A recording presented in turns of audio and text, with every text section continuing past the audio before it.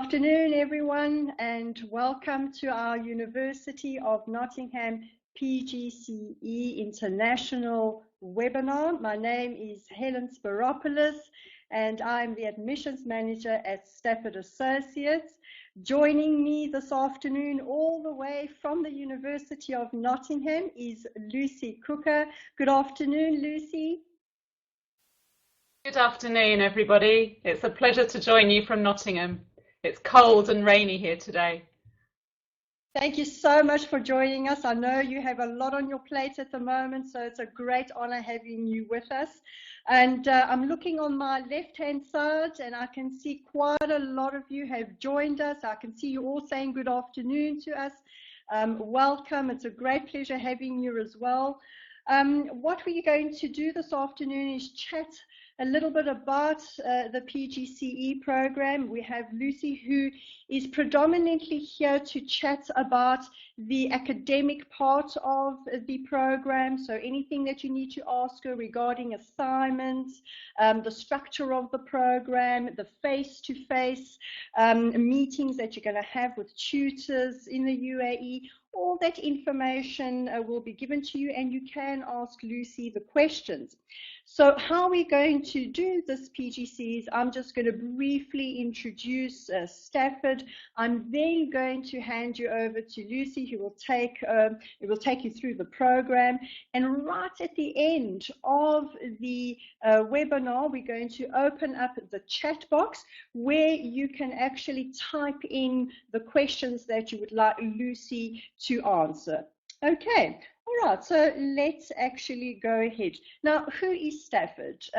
We were established in 1993. We are a resource center for distance learning education in the Middle East. We are currently the resource center for 5 UK universities, one of which is the University of Nottingham. We do offer a variety of programs, so you may be interested in certificates, diplomas, bachelor degrees, MBAs, MScs, right through until doctorates.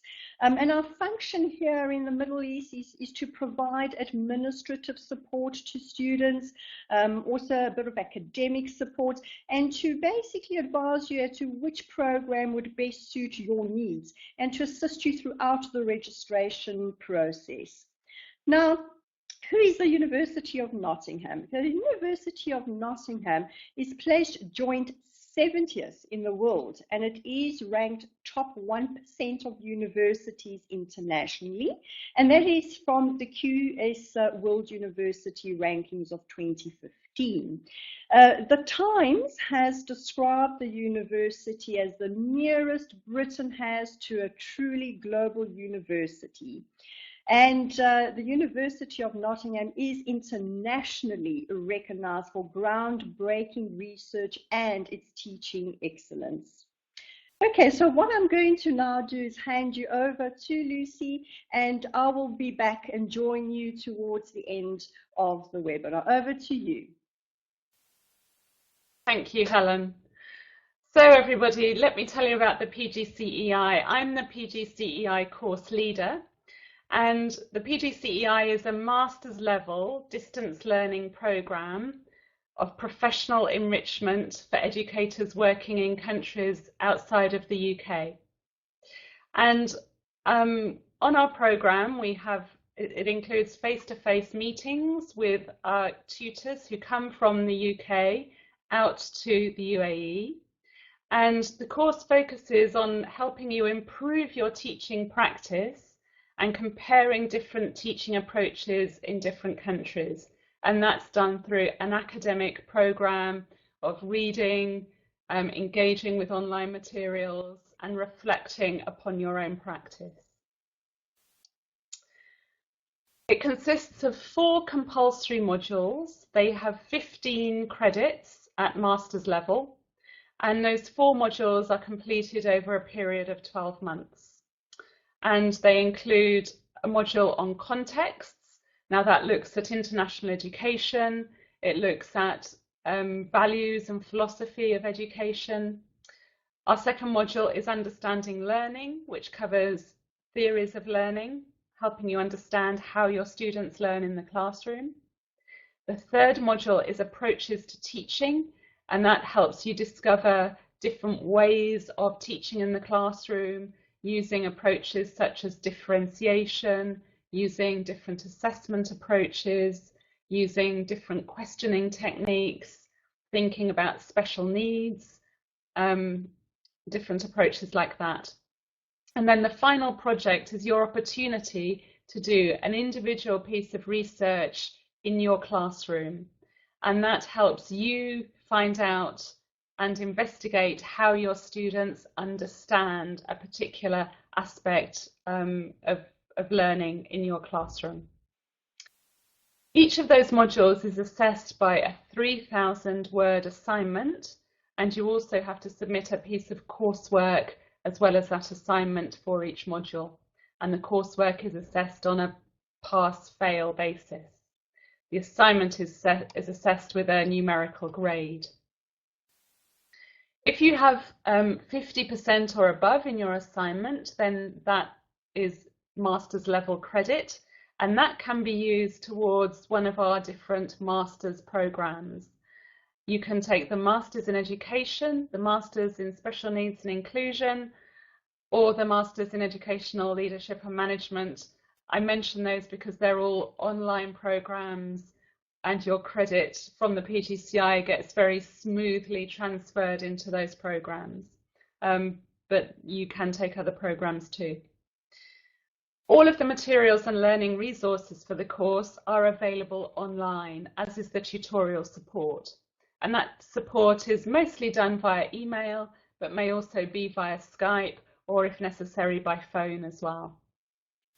You will have individual support from your tutor, and that's really as much as you need. It's down to you to contact your tutor and request that support from your tutor when you need it. And you will also get involved in group discussions online with other teachers who are on your cohort, and also with teachers right across the world who are taking this course. We offer this course in 14 cohorts across the world, and you'll have the opportunity to exchange views about teaching with them as well. Our entry requirements. First, we ask that you have a bachelor's degree with at least a second class honours or equivalent. Now, obviously that's within the UK system, and our admissions team will be able to let you know whether your degree is equivalent to that or not. Actually, I think your academic consultant at Stafford will also be able to let you know that as well. We also accept approved professional qualifications as well, which are equivalent to a second class honours degree. So if you have a qualification, for example, in accountancy, then we would also accept that as well. If English isn't your first language, then we do need you to pass an IELTS academic test, and we need you to score 6.5 as the minimum in that, with 6 in any one element. And there are 4 elements. Also, we ask that you are an established educator with day-to-day access to a classroom. Now, by educator, that might mean you have, you may not be a teacher, you may not be a teaching assistant. For example, you may be a librarian who is looking to support students more fully in the library work and with their research. But of course, also the main number of our students are teachers or teaching assistants or have a role like that. We have also had nurses on the course. We've had head teachers on the course. So we embrace a variety of students. You are also required to have access to a computer and the internet, because a lot of your work is going to be done online. So it's really important that you have that access. We do also consider non-standard applications, and these are considered on a case-by-case basis. And I would suggest that in the first place, you talk to your academic consultant about that process. So to apply for the course, we need from you a copy of your degree certificate and academic transcript, and you would take that to your academic consultant at Stafford and they would verify that before sending it to the university. You'll need one reference, and that can be an academic reference from a previous institution of study, or it could also be a work-related reference, for example, from your head teacher or from someone who has some level of seniority in your school. We would also require a personal statement of approximately 500 to 700 words, and that's something, again, that your academic consultant will be able to advise you on. We require a detailed CV. We need you to fill out the Nottingham application form. We would need a copy of your passport and proof of your English language ability. And as I mentioned previously, we are really looking for that to be your IELTS test certificate. We're currently accepting applications for the October 2016 intake, although of course you can apply for future cohorts as well. For that October 2016 intake, the application deadline is the 20th of August. Now, I would urge you to apply as soon as possible if you are interested in that October cohort, because our cohorts do fill really rapidly. And that's certainly the case in the UAE. It's also the case around the world. And I know, for example, on other cohorts that we have starting in October, they are already full.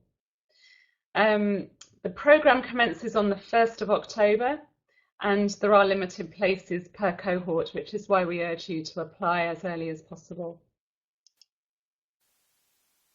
The face-to-face workshops, which I mentioned earlier, they're scheduled for the next academic year for the 14th and 15th of October, and then for the 17th and 18th of March. Now, attendance at those workshops is mandatory, and if you know in advance that you're unable to attend those, then I would urge you to talk to your academic consultant, because you may be better advised to apply for a later cohort. The total fee for the course is £4,990 sterling, and this is payable in flexible instalments. Again, you should talk to your academic consultant about those. And there's also an application fee for our UAE cohort of £150 sterling, and that's payable on submission of your application. So now I'm going to pass back to Helen, who will chair our question and answer session.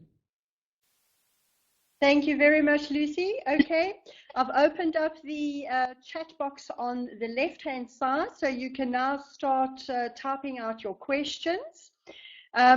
What I'm going to be doing is if there are similar questions and Lucy has perhaps answered that particular question, we'll obviously let you know that it has been answered. Okay. All right, so let us actually start questions. All right, Amber. Amber's got a very nice question. Will my degree certificate state online distance learning? No, it won't, Amber. Whenever you take a course which is delivered either wholly in part or in part online with the university, it will not say online. In fact, this course is not an online course because we have the face-to-face workshops as well. So actually it's a blended course, but it doesn't say that either on your certificate. Okay, Usama wants to obviously pursue his master's degree, and he's asking, can he do it right after the course? You can. We have particular intakes for our master's programs, so of course it will depend on exactly when you finish the course and exactly when the master's program starts. But for all of our online master's programs, we have two intakes per year, one in September and one in February. So there's lots of choice and lots of opportunity. Samantha has asked if she goes back to the UK, can she use this particular program? And I'm assuming she means can she teach with this particular certificate? This certificate does not offer QTS, that's Qualified Teacher Status, and currently that's what you need if you wish to teach in a maintained school in the UK, a maintained school, sorry, in England and Wales. A maintained school is a school which is funded by the government. Now, if you wish to teach in an academy school or a free school, which are also public schools open to anybody, but are funded in a different way, or if you wish to teach in an independent school, QTS is not necessarily required. It's down to the head and the Board of Governors to make that decision. Having said all that, the situation around QTS in the UK is changing as I speak. So the government have recently published a paper proposing that QTS is abolished in the UK by 2020. And if that happens, then we're not quite sure what will replace it. I would say that you'd be in a very good position coming back to the UK with a PGCEi, being able to move into whatever teacher training opportunities are made available by the government. Hey, Taylene, just once clarification, is this considered a master's degree, just to make it clear? It's a master's level degree. So it's not a full master's, but essentially it's 1/3 of a master's course. So as I explained in the slideshow presentation, you can take those credits, those 60 credits from your PGCEi, and you can carry those against a full MA program, so that your work on a full MA then reduces by 1/3 and the cost reduces by 1/3. So it does comprise 1/3 of a master's for you. Okay, and Musma is saying that they have access to a school, but not currently teaching as such or directly involved. For instance, she's substituting at a school. So is this still acceptable as part of the application? Yes, it is, Musma. We really ask simply that you have access to a school, and obviously that would have to be negotiated access. You would have to be given permission by the school to do a little bit of teaching, to work with the students and the teachers in the school in a very close way. I would advise you again to talk to your academic consultant about that, but it's not at all unusual for us to have people working, say, on a voluntary basis in a school who come on the programme. And Margaret wants to ask, is there an alternative to IELTS? Can they take the PTE? There are some alternatives that are accepted, Margaret, but I'm not sure if the PTE is one of them, I'm afraid. I would need to check that out. The IELTS is the standard that we go by, but I will find that out. I suggest you talk to your academic consultant, and I will have confirmed that with Helen shortly after this webinar. Thank you. And Bibian has asked a general question about IELTS. Bibian, I can actually just answer that for you. It needs to be the academic IELTS and not the general IELTS. We can obviously chat to you about that in more detail. So your academic consultant will be in touch with you regarding that, but it most certainly must be the academic IELTS. Okay, and Zainab, can an application be rejected if a reference is not provided? Yes, we would require one reference in order to completely process and finalise your application. You would have to provide one reference. Okay, Geraldine, I've already been accepted. Fantastic. Geraldine, I think I have actually been in touch with you via email as well. You have been accepted on the program and as far as I remember, you do have a spot in our Dubai cohort. So welcome on board. Okay, Nazia, Congratulations. I've done my master's. Would I get any credits?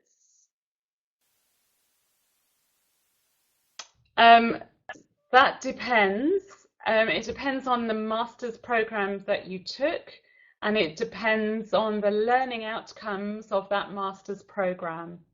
I would suggest you talk to your academic consultant about that, and then they will be able to liaise with our admissions department to explore that for you. Okay, and Sahar, do I need to have a mentor at my school? No, you don't, because we are not. We're not what's called an ITE course. We're not an initial teacher education course.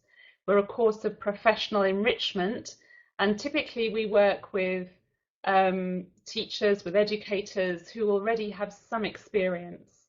So what we're helping you do is to reflect on your experience in the light of the theoretical underpinnings which we help you get to grips with and help you understand.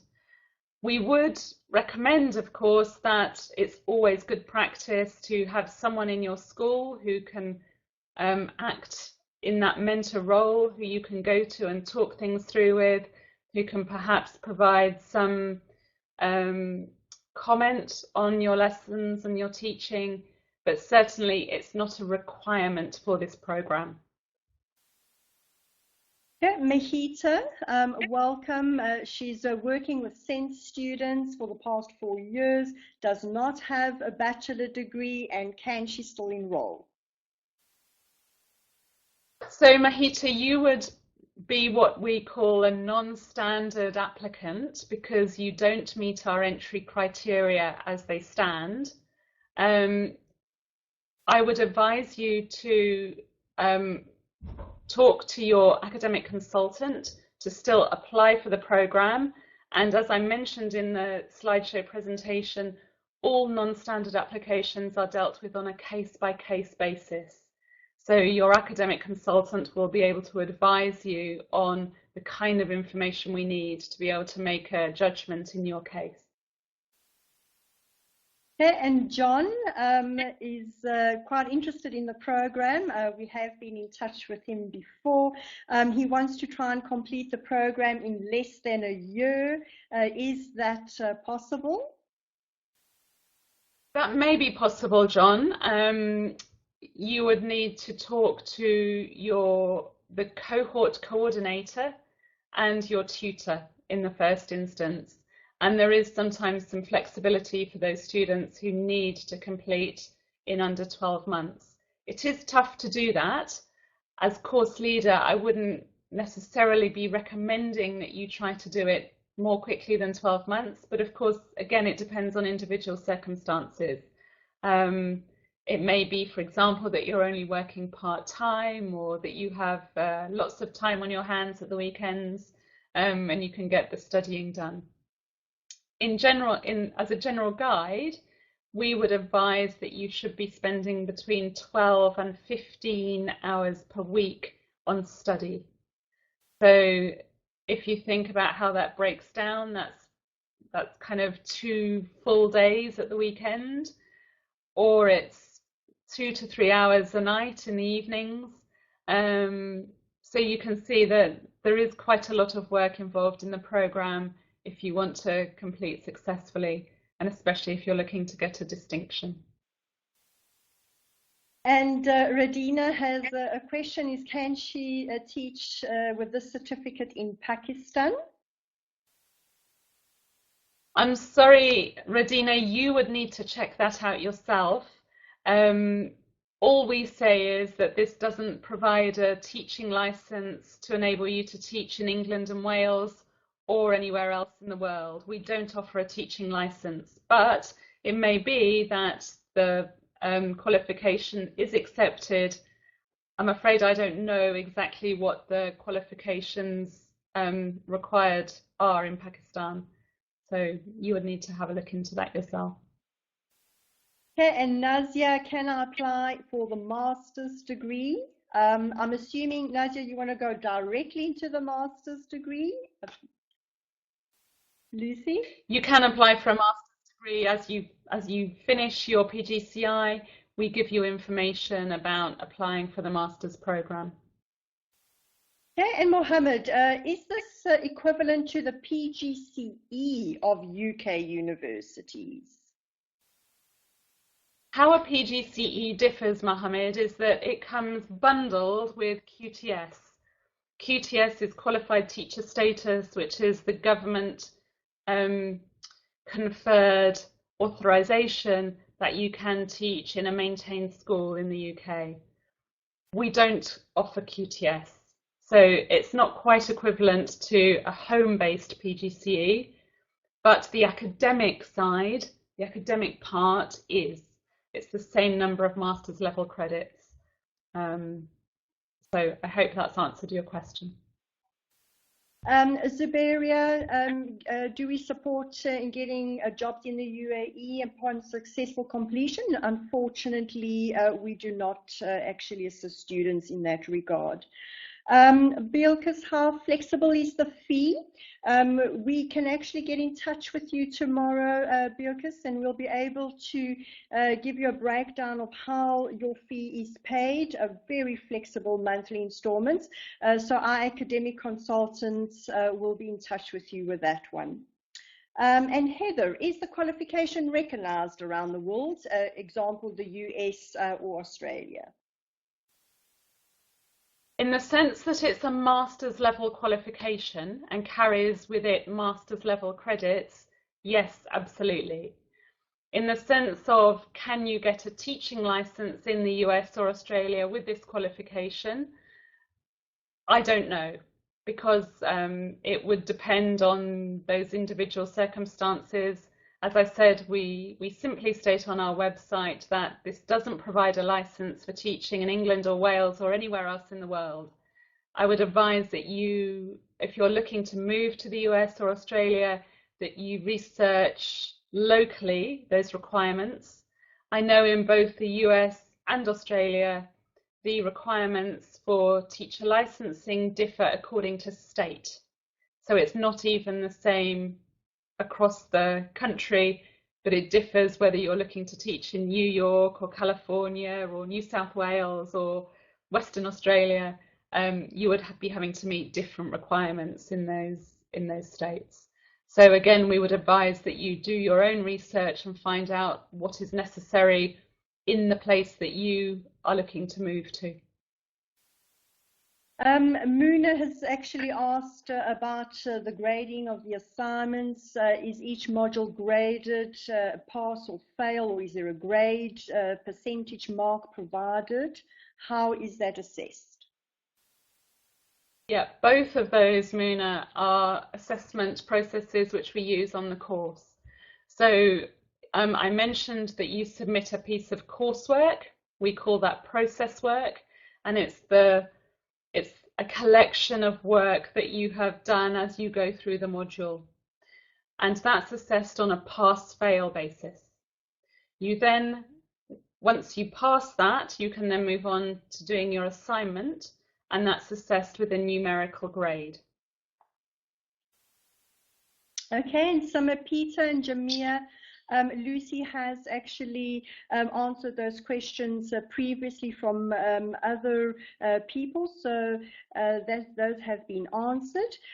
Zainab, what are the reasons if an application gets disapproved or not approved?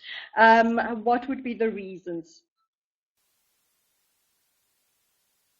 If you didn't meet our entry criteria, so as I mentioned through the slideshow presentation, we require a bachelor's degree with an equivalent of a 2-2 honours. We require various other things to be submitted as part of your application. If you don't have any of those, then we can consider your application as a non-standard entry. So there are lots of opportunities for your application to be accepted. Certainly your academic consultant at Stafford will be able to advise you really well about the state, about the likelihood of your application being accepted. They will have an idea, a good idea from looking at your details, whether you meet our application criteria and what to do if you don't. Okay, Talene, yes, we have answered that question. It is mandatory to try and submit an academic IELTS. The general IELTS, unfortunately, will not be accepted. Okay, Lamia, is it directed for early years education? Will it help if I teach ages 2 to 5?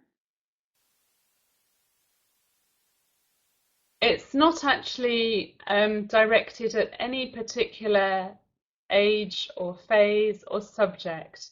So you could be teaching early years, primary, secondary, even sometimes we've had tertiary institution teachers come on the course. You could be teaching geography or maths or PE. The course provides you with a basis of educational theory, and you are then bringing the specialism to that through your own reading, your own practice, and you are using the theoretical input to reflect on the work that you do in the classroom in that specialist fashion. So we have no particular requirement for you to be teaching a certain age or subject whatsoever. Mahita's asked an interesting question, is how do you actually consider a case-to-case basis? What would probably be the criteria that you would look at? That's a really good question, Mahita. We would look at things such as how long had you been teaching? We would look at the qualifications that you do have if you don't have a bachelor's degree. We would be looking at any other experience, relevant teaching experience or experience as an educator that you've had. We would be looking at the quality of your references, and we would look at your personal statement as well. So if you don't meet our entry criteria, it's worth really spending time on your application to really get the personal statement as good as you possibly can and to get really a good quality reference. Actually, if you're a non-standard entrant, then we require 2 references. So it is really worthwhile spending time making sure that they're going to be good. Again, I would advise that you speak to your academic consultant at Stafford because they will be able to advise you on all of those things. Sahar has asked, do you have any recommendations on books for reading, extra reading material perhaps? Yes, up until now, Sahar, we haven't provided any advanced reading lists, and the reason for that is we like to keep the costs of the programme as low as possible for students. And so we don't expect you to go out and to buy lots of books and resources. Instead, we provide them electronically through the course, through our virtual learning environment. You only have access to that course, to that VLE, once you're a registered student. But having said that, I am going to talk to my team about devising an advanced reading list that we could make available to our students who we know have been offered places and who are likely to be starting the course in the next few months. So that may be something which we change and that we make available in future. I see Zuberia and Tilini have asked a very similar question, so we're just going to do the two in one. For example, Zuberia has got a BSc Honours from University of Huddersfield, and Tilini has got the BSc as well from a UK institution. The question is, do they still need to submit the IELTS? If you have a bachelor honours from a UK institution, you don't need to do the IELTS. Okay. Ankur has already been accepted. Congratulations, that's fantastic. The school that they teach at is very strict. It's got very strict rules and lesson plans. It doesn't allow for too much creativity. On a scale of 1 to 10, how much would I have to alter the lesson plan that I have to follow?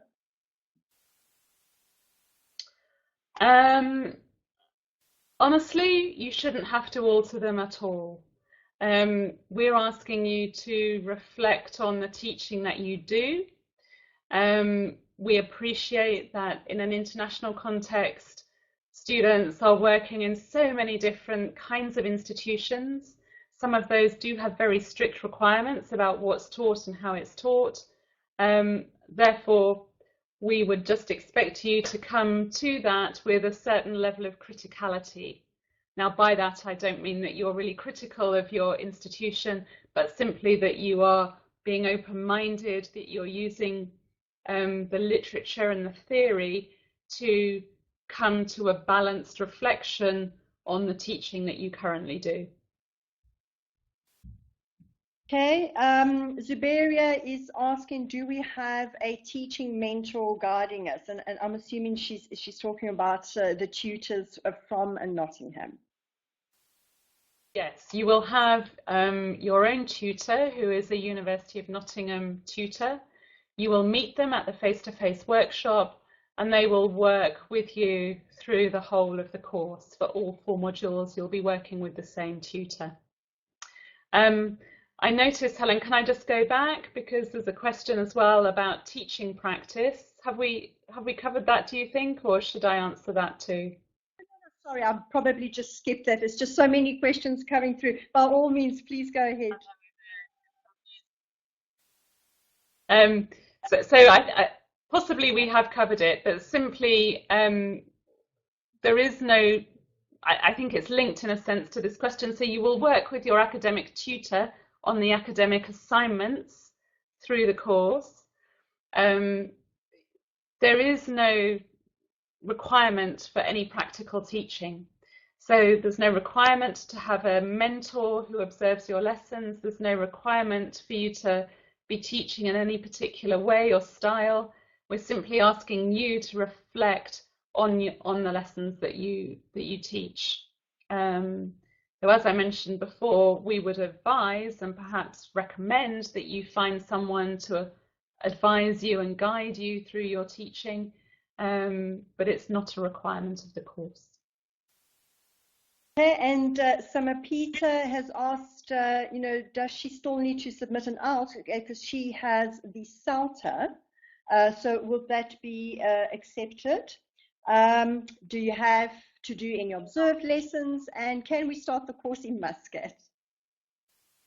Okay, so first of all, the CELTA is not accepted as an alternative to the IELTS. If you have a first degree, a bachelor's degree, and it's an honours degree from a UK institution, then you are exempted from the IELTS requirement. But unfortunately, the same does not apply for the CELTA qualification. You don't have to do any observed lessons. There are some activities in the course which require you to observe lessons, but there's no requirement for you to have your lessons observed. As I have already stated, of course, that is good practice, and it's something which, if you can set up yourself in your school, then we would really recommend that you do that. We're not starting a course in Muscat. I have no I have heard of no plans for us to be doing that. I think that's right, isn't it, Helen? Yes, that's correct. Yes. So Peter, I hope you do actually join us, and you can actually come through to the UAE, and you can actually meet your tutors face to face. Sandeep, basically a lovely question. Thank you, Sandeep. What percentage of applicants are coming from completely different backgrounds that do not really have any teaching experience? And is it vital to have that type of experience? Yeah, that's a really lovely question, and I'm really sorry, but I don't have those stats. What I do know is that we do have students on all our cohorts who come from very different backgrounds. And for me, the beauty of teaching on this course is that that provides a very rich variety of experience which we can draw on as tutors, that you can draw on as well, to help develop your teaching skills. I can tell you, for example, on our Kuala Lumpur cohort, we had a student start this year who was a lawyer. And actually, she was a lawyer when she came onto the face-to-face induction, and she was just in the process of leaving her job to go into the school where she was going to work on a voluntary basis while she completes her PGCEi. And she said she was just sick of working as a lawyer, and she was really excited about her new career as a teacher. So certainly, as long as you can arrange that classroom access and you have the students to work with as you go through the course, then we would really strongly urge people from all different backgrounds to apply. And Mona has basically asked, does it have to be a school or can it be in a vocational institute? I'm not quite sure what you mean by vocational institute, and that's perhaps because institutions in different countries and different cultures have slightly different names. Essentially, as long as it's a place where education is happening, then it will be okay. So if it's somewhere where classes happen, where students are learning, that's all you need. Rodina, we have actually answered your question previously.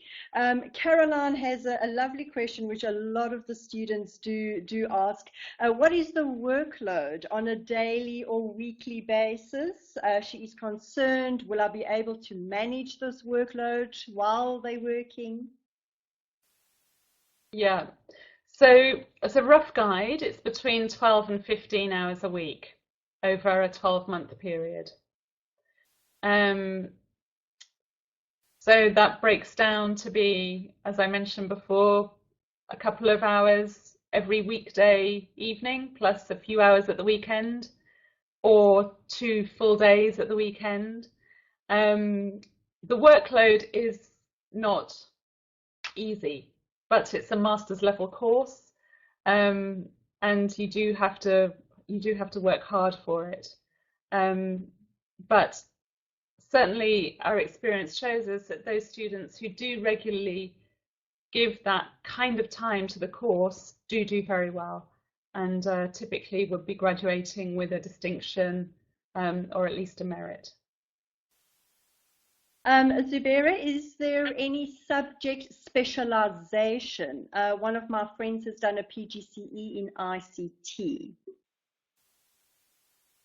Yes, I think we've already covered that. There is no subject specialization, there's no age specialization, except for the fact that we expect you to bring that specialization to the course yourself.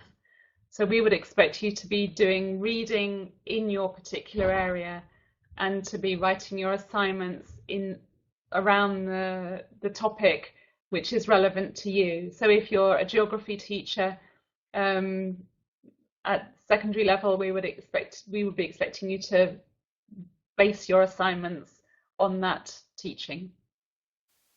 Paul, yes, we have answered your question. Musma, more details on the cohort meeting in the UAE will be useful. Musma, by all means, please, we'll actually get in touch with you. One of our academic consultants will contact you and give you details regarding the face-to-face meetings. Muna, yes, we have actually answered your question as well. Samantha,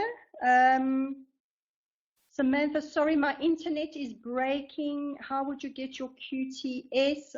I think she probably could not hear the answer there, Lucy.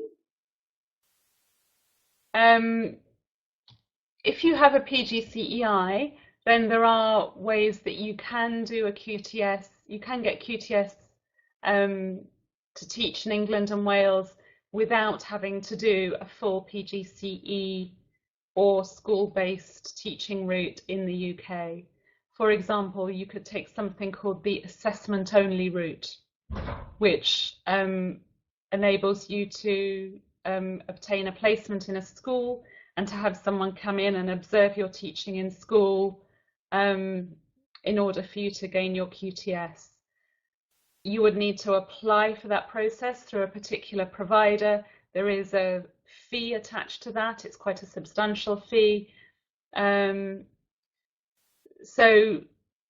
it's not the case that the PGCEi is part of that process. It's actually the assessment-only route is a very separate process to the PGCEi.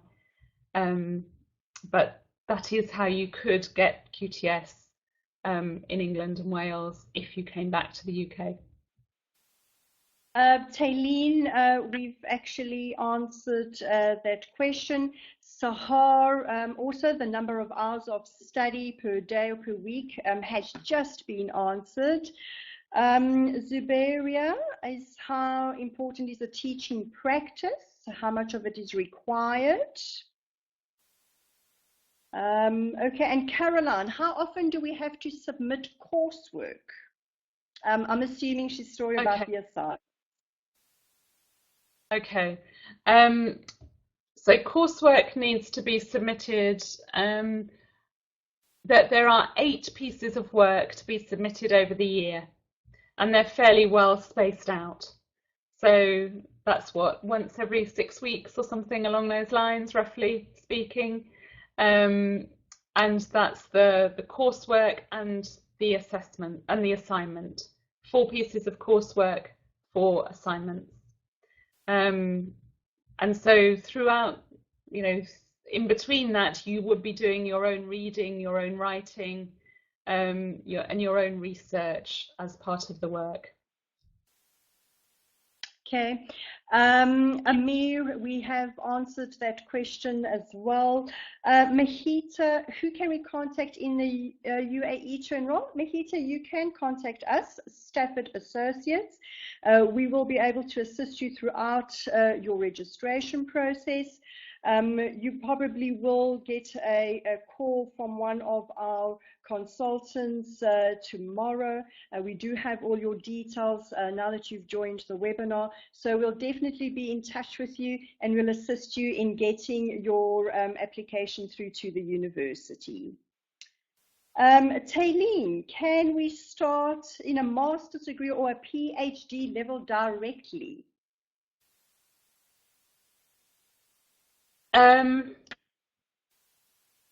I guess what you're asking there, Taline, is a different question, not related to the PGCEi. What you're asking is, can you apply for a master's or a PhD program?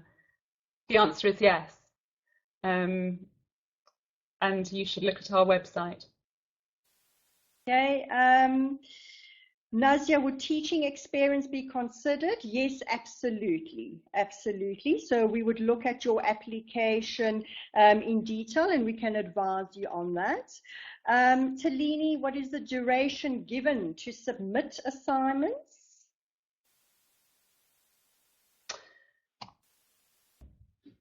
There isn't any specific time given to you to write the assignment. The course is over 12 months. You have 8 pieces of work to submit in those 12 months.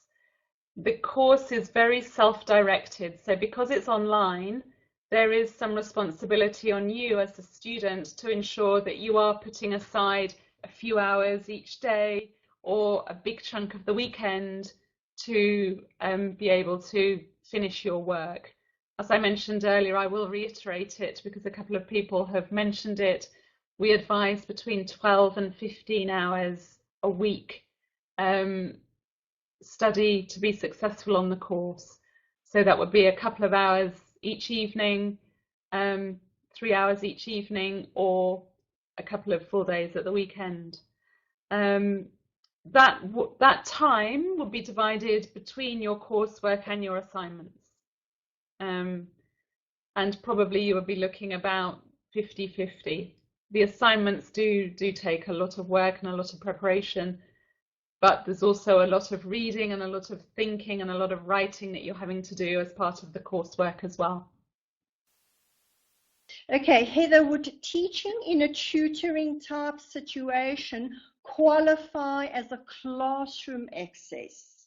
And is there a minimum number of children that qualifies as a group in a traditional classroom? Yes, that's a really good question, Heather. I'm presuming that you're tutoring one-on-one from your question. I can see that would that would mean that you would struggle with some of the activities if you're only working one-on-one and you never have the opportunity to work with a bigger number of students. What I suggest you do is to talk to your academic consultant, because it may be that, you know, I'm sure that your situation is more complex than that, and that that there would be different aspects of your work that we could consider as part of your application.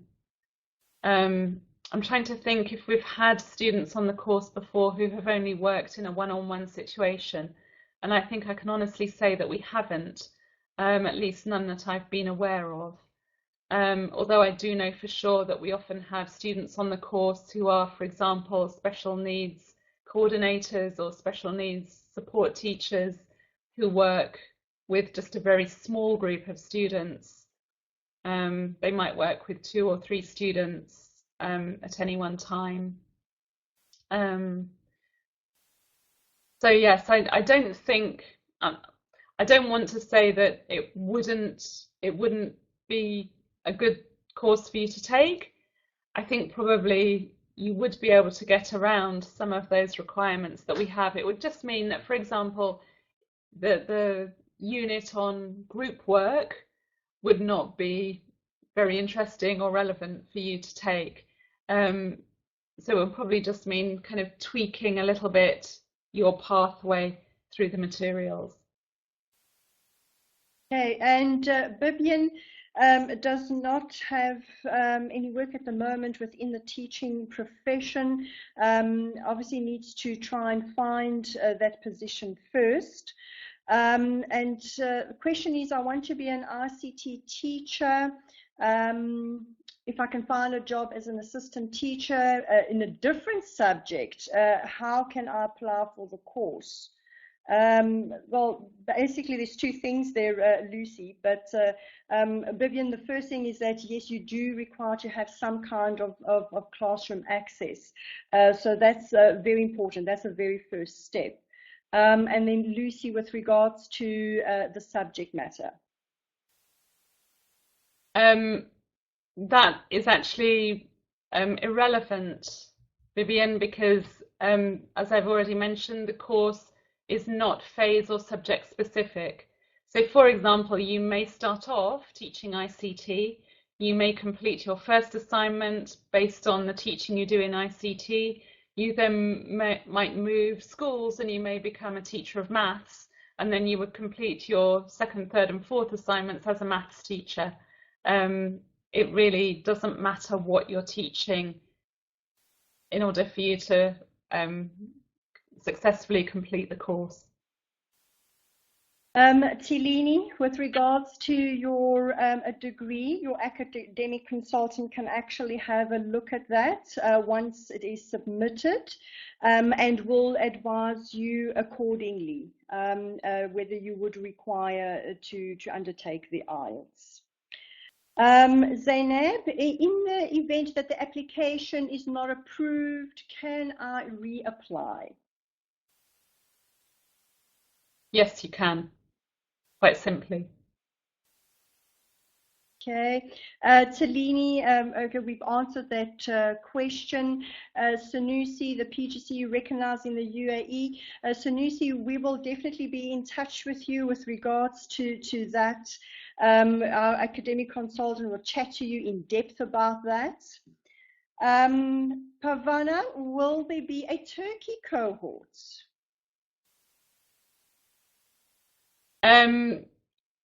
Not as far as I'm aware at the moment, Pavana. We have in the past had one in Istanbul, but it's not running at the moment. Okay, and Muna, your question has actually been answered. Pavana said, my second question is that my IELTS is at 6.0. Is it still possible to send all my documents through? We are quite strict about our IELTS requirement, so I'm afraid you have to meet 6.5 overall, with 6 in any one element in order to be offered a place.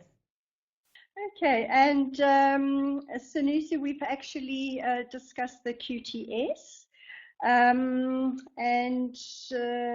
Amir, PGCE course for how many days or how many per month? Okay, Amir, I'm assuming you're talking about the duration of the program.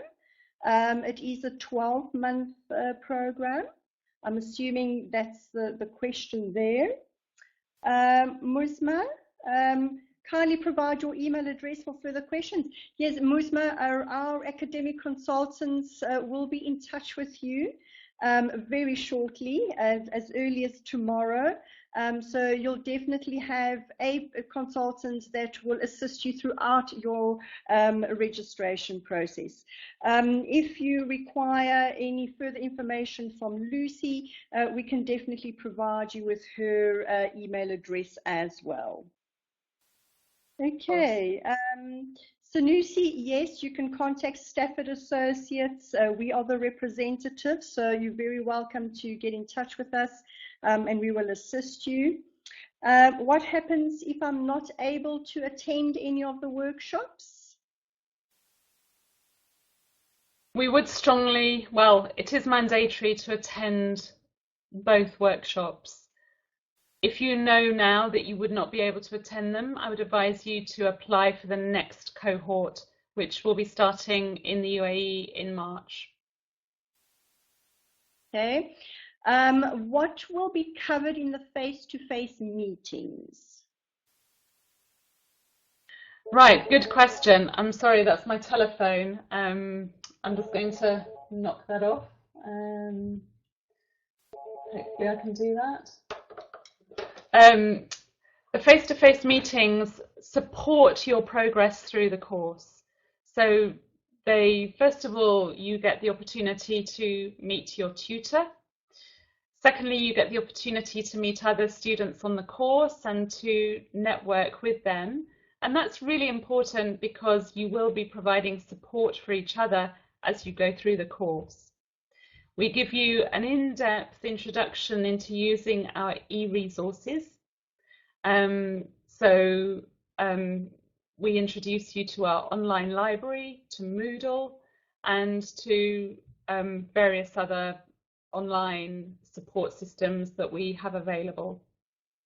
You will have some introduction to the content of the course, and you will also be given guidance in things such as academic writing, what plagiarism means and how you can avoid that, how you must avoid that,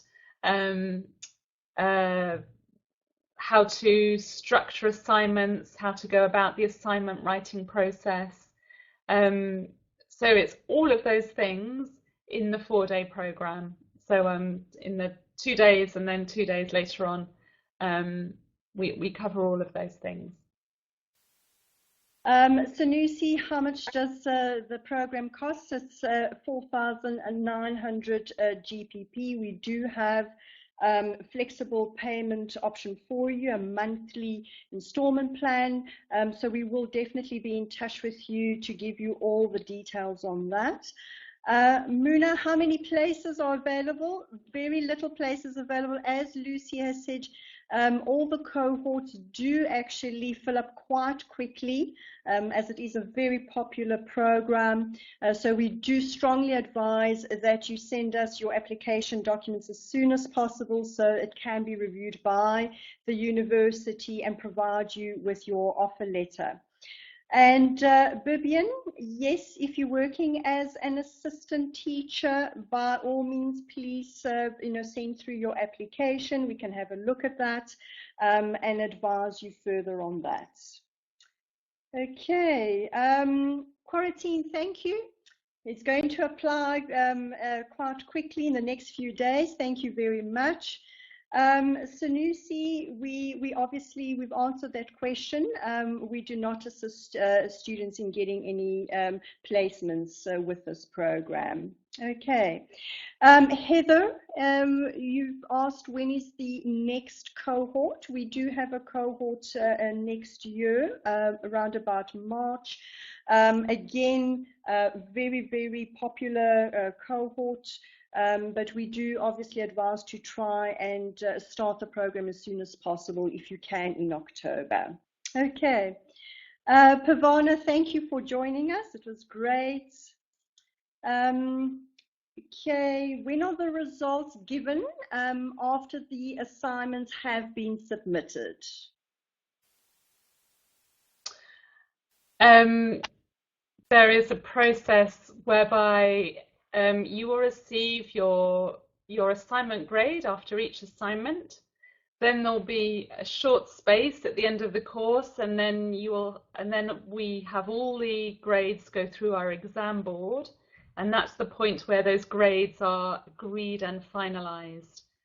And then after that, you will graduate. So that you can have your result confirmed just after the exam board, and we provide an official letter to confirm that grade. Your certificate will be sent out after the graduation.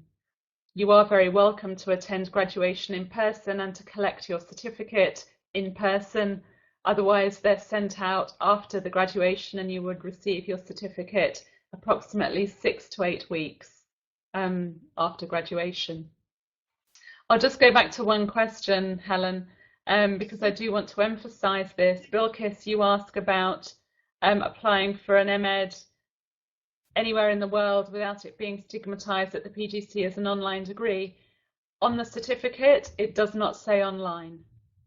So your other university would only know that it was online if you tell them that it's online. So we don't state that it's an online course anywhere on the certificate. As I've mentioned, it's not an online course, it's a blended course because we have the face-to-face workshops as well as the online sessions. Bibian, we have actually answered, we've just answered your question. Tilini, thank you very much. We are actually looking forward to you submitting all the documents. Zubaira, we'll definitely have a chat to you with a comparison, as Lucy may not be aware of the RTT. So our academic consultant will have a chat to you about that. Heather, thank you again for joining us. Okay, and Pavana, my next question, I would like to apply till the end of July, but the UAE fee is more expensive than the fee in the UK. Is the discount possible? Pavana, again, we will definitely be in touch with you with regards to that particular question. So just expect a call from your academic consultant. Okay. Amber, thank you very much. We are looking forward to having you at our face-to-face meetings. Okay, so I think we basically answered all the questions, Lucy. They all seem to be very similar. Talini will be probably seeing us at the face-to-face meetings in October. Margaret, can I submit my application as I do not have my IELTS and submit it later? Margaret, yes, we do advise that you can submit what you currently have. However, we advise that you try and sit for your IELTS as soon as possible. Do not leave that IELTS exam for the last minute, because it does take a while for results to be released. So we would like you to try and submit that as soon as possible. Okay, Jane, yes, if you have sent your documents, we'll make sure that you do actually join our October intake. Okay, I think that was it, Lucy. I think everyone is just giving us great thanks and thanking you for actually joining us. I know you've had a very busy schedule today, and I really appreciate you taking the time to join us and answer all the questions. Thank you again, once again, and thank you everyone for joining us. It was a lovely webinar, and I hope all the questions were answered. Thanks again, and we'll see you quite soon. Good afternoon. My pleasure. Thank you, everybody. Nice to meet you. Bye.